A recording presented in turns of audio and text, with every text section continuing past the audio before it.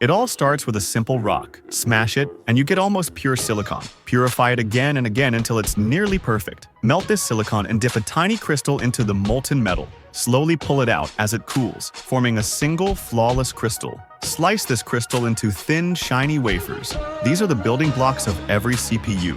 Next, we add tiny amounts of other elements to control how electricity moves through the silicon. Cover it with a special light-sensitive layer and shine lasers through a patterned mask. The light creates shadows that tell the silicon where to react. Wash away the leftover coating and etch the exposed areas with acid.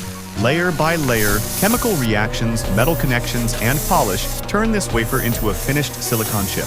Finally, cut the wafer into tiny pieces. Connect them with microscopic wires or flip them face down for modern chips. Each tiny chip now has a path for electricity, ready to power your phone, laptop, or supercomputer.